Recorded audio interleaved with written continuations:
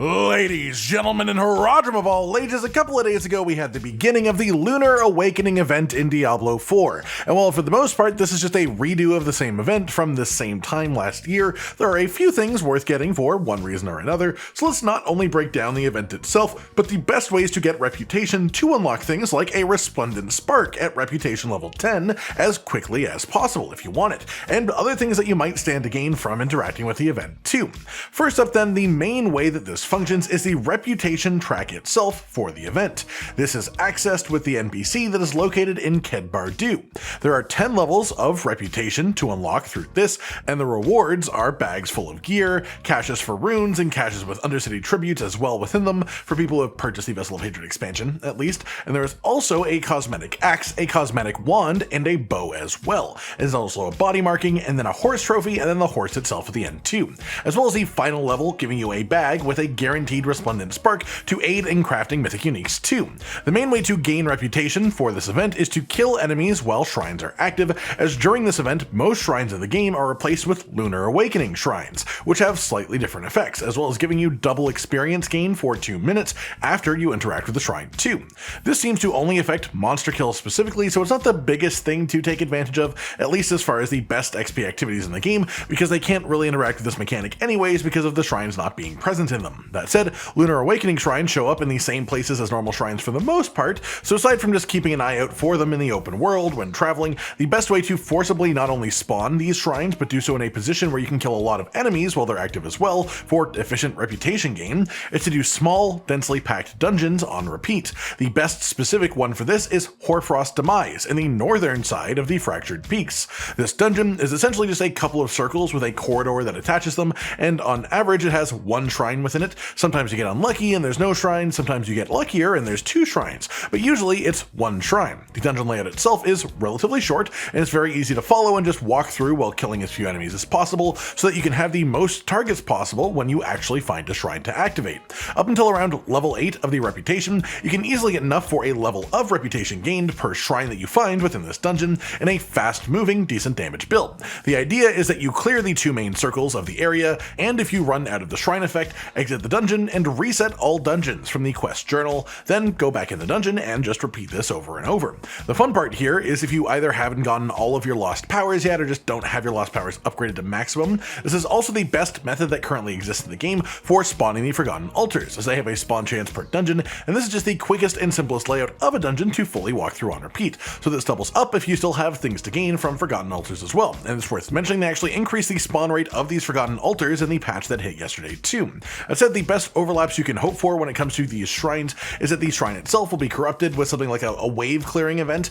that just infinitely spawns enemies on top of the shrine as fast as you can kill them while the shrine effect is active, as this will generate a ton of reputation for you because of this overlap. Similarly, for shrines in the open world, or even in dungeons too, you want to try and find any sort of event in the area, because if you get lucky and find a good one, if you hit the right one, like Waves of Darkness, even in the overworld, you can get a bunch of reputation particularly quickly. Overall, by following this concept and doing it on Torment 4 difficulty, I personally hit maximum reputation for this event in less than 40 minutes, not particularly tryharding it either, but just doing the dungeon on repeat for the most part in a strong build as well. It's worth noting that the reputation gained also seems to scale up with the enemy difficulty that dies, so if you get a butcher spawn in a dungeon, for example, you can drag him into a shrine, and that is actually going to be a decent bump of bonus reputation if you can manage that. And similarly, if you can just drag elites around without killing them until a shrine is active, you will get more from this too. As well, greed shrines specifically will spawn treasure goblins when you kill enemies with them active, and the treasure goblins will then give bonus reputation when killed with the shrine effect active. So this sort of feedback loops into itself being a really strong overlap when you happen to hit a greed shrine during the event as well, where the reputation gains will just increase a lot, as well as the actual rewards too, because you're killing a bunch of treasure goblins. Outside of that, the main benefits of the system really are for your alts, your bonus characters. Firstly, because if your main character is at the point where the gear from these bags isn't too likely to be useful for you, these can be a great source of just sort of equipment that you can farm on your main character quite easily, including being an infinite reward after you finish the initial 10 levels of reputation, and then you can then either claim these bags on an alt that you want to get better gear on, or claim them on your main and then send them over to the alt through your stash. Either way, the result is opening it on the lower geared character to get a boost in equipment that was farmed on your main character. These bags and caches don't have any experience drops associated with them, so you can't like level up a level 1 character with these like you can with Whispers of the Dead caches, sadly, but the equipment from the bags isn't isn't bad, just to get a bit of a bonus spin of drops as a result too. Then past that, the other main thing related to this event is the paid cosmetics, the ones that cost real money, now that we've talked about the free stuff in the reputation track. And this is mostly the same set of skins from last year, brought back for players who didn't buy them then to consider purchasing now, but alongside that they also released 2 brand new pets, which are honestly pretty incredible, especially Pale Perry. I'm a big fan of this little goat guy who looks zonked out of his mind,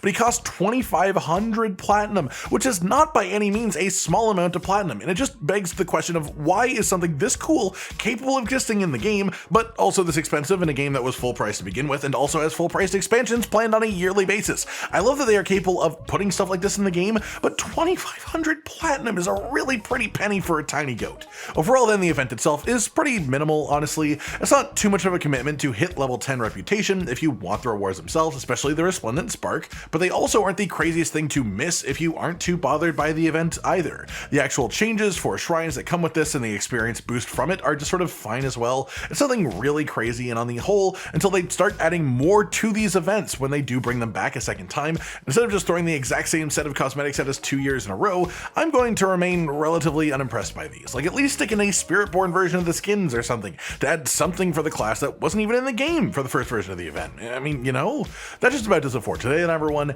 a look at the Lunar Awakening event in Diablo 4 in its newer version in Season 7, how to best farm the event's reputation if you are interested in doing so, the associated rewards so you know if it's even worth your time to begin with, and then just a bit of a discussion both about the event itself and about some new store additions to the game too that hit at the same time as this update did. I hope you've all enjoyed the video then, and feel free to leave any of your own thoughts down in the comments below. Like if you liked the video, subscribe to the notification bell for more, and most importantly, ladies and gentlemen, until next time, stay sweet. Josh, Cotton, and Hollow with the videos, dropping the humor like a hammer on your tippy toes, bringing entertainment on a daily arrangement to take our insanity and turn it into entertainment. Yes, I said entertainment twice, to reiterate that it is nice to look into your faces on a mostly daily basis when you let us in your homes to make the whole world a stage. Goodbye.